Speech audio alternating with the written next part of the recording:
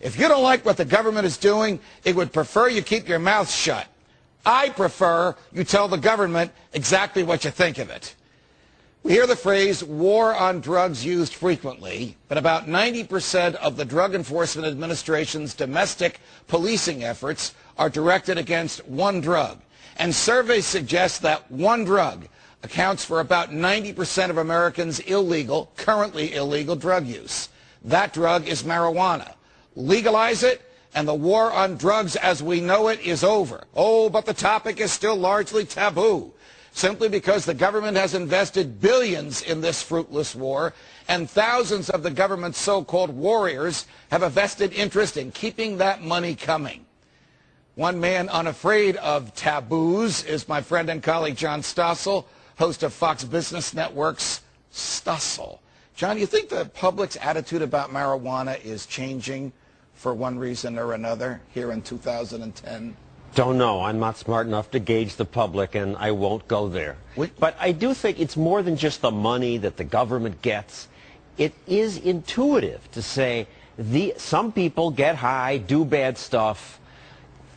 There ought to be a law. That's intuitive in so many areas of life. Yeah, but isn't it also intuitive that if people get high in the privacy of their home and no one is harmed by it, no harm, no crime, the government should leave them alone? It has better things to do with its resources and its police? Sure intuitive to me, but the critics would say, well, where did they get it? Somebody had to sell it to them, and a lot of these people are hostile to commerce. And frankly, to talk about marijuana, I think is intellectually dishonest. I mean, if you own your own body, then you ought to be able to smoke crack in your own home, too. Well, that's a great civil liberties argument. If you own your own body, you ought to be able to do with it what you want. Why doesn't that resonate with all kinds of people? Wouldn't the government rather be enforcing other crimes? Or is there some mentality in there that wants to tell us how to live our private, personal lives? I think it's genuine fear of the consequences of everybody getting high. Alcohol's legal because the majority of people are comfortable with alcohol. They know people who drink. Most people don't know anyone who smokes crack. Many don't know people who smoke marijuana or still smoke marijuana. I have friends who smoked when they were kids, and they say, oh, but it's good, it's illegal, because otherwise I'd still be smoking, and too many people would be hurting themselves. I know you have noticed this because you did a great piece on it, but marijuana, which tends to make people happy and mellow, nevertheless is the recipient of some of the most violent efforts by the police to enforce it. In fact, you showed on Stossel, we also did on Freedom Watch, and we'll show a clip now, a very, very violent raid in Columbia, Missouri, where a SWAT team invaded a house, murdered the family dog, terrified everybody in the house, and found such a minuscule amount of marijuana. They didn't even know what it was when they found it, and the prosecution didn't even authorize jail time.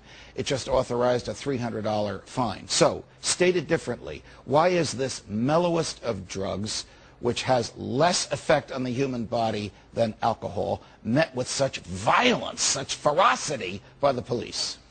Because, as you said, it's the most commonly used drug, and these SWAT teams want to do their thing.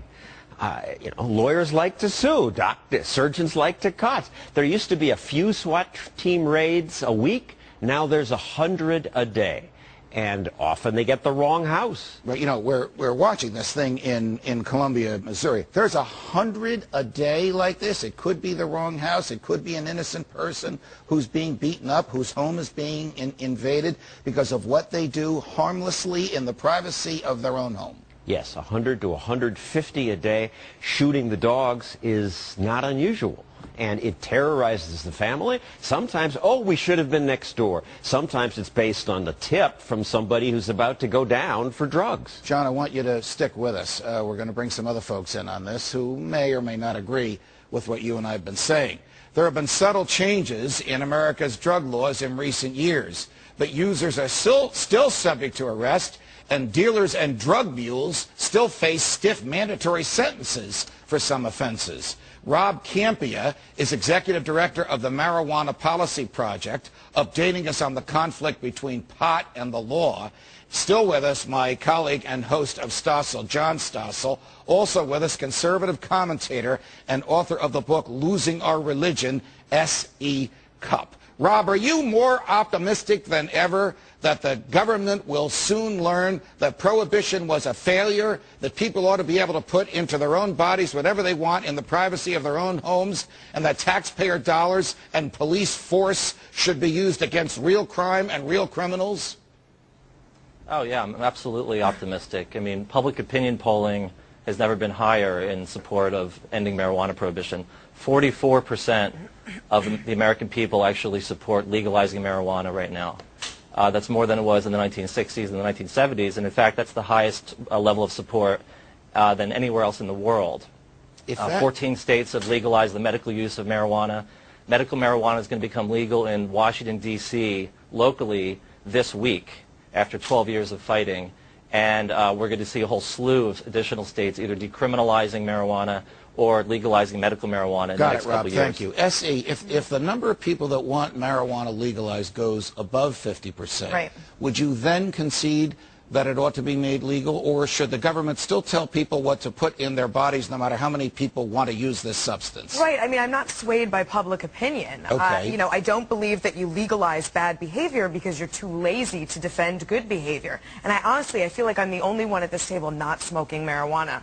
Because frankly... Well, nobody's smoking marijuana here, and no one here is saying they have smoked it. We're talking about... Make you happy and mellow. It makes you lazy and stupid. But and when you get behind the wheel of a car, it makes you dangerous. No one is suggesting, I don't think, John isn't suggesting, Rob isn't suggesting, I'm not suggesting, you should be able to be lazy and stupid and dangerous because you have a drug in you and get behind the wheel of a car, right, any more than you can be drunk with alcohol and get behind the wheel of a car. Right. But if you drink in your home to oblivion and don't harm anyone, that's not a crime. What's wrong with smoking marijuana in your home and not harming anyone? Well, for one, we don't all just stay in our homes. I mean, we leave our homes, we go to the supermarket, we get in cars, and when we're impaired, we tend to treat our laws with a little less rigidity. And two, I mean, if the argument is that, well, we already engage in all of this bad behavior, let's throw another one on the pile, I'm sorry, that's not inspiring to me. That doesn't persuade me. Who would persuade her, John Stossel? Who is the government to tell us how to live our lives? Well, I don't know that I can persuade her. To me, I agree with you. Who is the government to tell me how I can live my life until I get in that car and hurt someone? I mean, do you want to ban alcohol? No, absolutely not. But well, alcohol is more harmful to the body and causes more injury than marijuana does. First of all, let's not pretend that marijuana is not harmful. It contains 400 chemicals. It's 5 joints a week are worse than smoking a pack, or are the same as smoking a pack of cigarettes a day. Let's not pretend it's like aspirin. But the bottom line is, if your only argument is you already engage in bad behavior, let's engage in another, hey, Rob, that's not convincing to me. Why hasn't the public learned, why hasn't the government learned that prohibition is a failure, an absolute and utter failure, and the people will ultimately put in their bodies what they want to put in their bodies no matter what the government tells them? I don't know. I mean, it seems pretty obvious to me. I mean, marijuana was made illegal 73 years ago. So marijuana prohibition is a very large government program that has actually failed to accomplish its goal, which is actually keep people from using marijuana. It costs billions and billions of dollars every year. We arrest more than 850,000 people every year in the United States for marijuana. That's like arresting every single person in the state of Montana every year.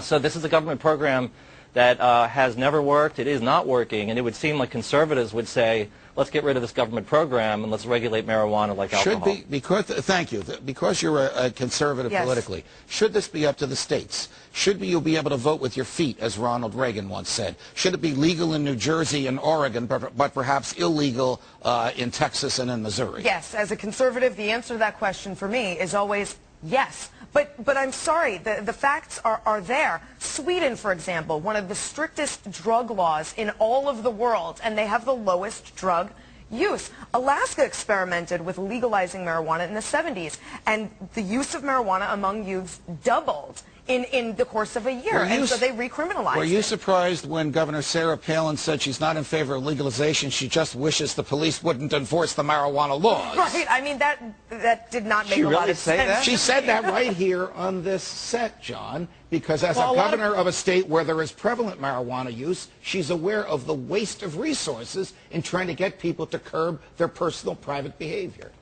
So then legalize it. But when you say, how are you going to convince the government, we can't even convince this young woman who seems pretty smart. All right, but you'd go along with it if we could convince 50 separate state governments. So the feds should be out of this business. I'm for people voting their interests, absolutely. But the bottom line is the pot lobby is very confused. They don't know whether to treat marijuana as a vice and tax it or as a drug and regulate it. Got it. Rob, you got 15 seconds on the last word. We're not confused. I mean, it's pretty clear that marijuana would be better to actually regulate and tax rather than to keep it in the hands of drug dealers where it's untaxed and unsafe. And let's not joke around here. Marijuana is clearly safer than alcohol. So if we're going to regulate and tax alcohol in our society, we should surely do the same with marijuana. Rob Kampia, SC Cupp, John Stossel, thanks very much.